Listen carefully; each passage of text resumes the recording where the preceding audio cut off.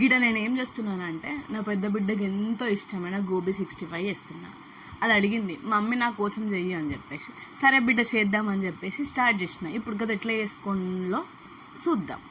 ముందుగా గోపి పువ్వుని చేతితోనే ఇరిచిపెట్టుకోవాలి, నైఫ్తో మాత్రం కట్ చేయొద్దు. తర్వాత దాన్ని వేడి నీళ్ళలో వేసి ఒక 2 minutes ఉడికియాలి. ఉడికించిన తర్వాత దాన్ని వాటర్ అని బయటకు తీసేసి మళ్ళీ చల్లటి నీళ్ళతో మళ్ళీ వాష్ చేసి పక్కన పెట్టుకోవాలి. ఆ తర్వాత ఇప్పుడు ఇంకో బౌల్ తీసుకొని అందులో కొంచెం మైదాపిండి, కొద్దిగా కార్న్ఫ్లోర్, సాల్ట్, కారం, ధనియాల పొడి, మిరియాల పొడి వేసుకొని వీటిని మంచిగా కలుపుకొని మళ్ళీ కొన్ని వాటర్ పోసుకొని కలిపి పెట్టుకోవాలి. వీడియోలో చూపిస్తున్నా చూడండి, అంత థిక్నెస్తో ఉండాలి. మరీ పలసగా ఉండొద్దు, మరీ గట్టిగా ఉండొద్దు, పిండి మామూలుగా ఉండాలి. ఆ తర్వాత అందులో ఇప్పుడు ముందుగా కడిగి పెట్టుకున్న గోపు కూడా వేసుకొని కలిపి పెట్టుకోవాలి.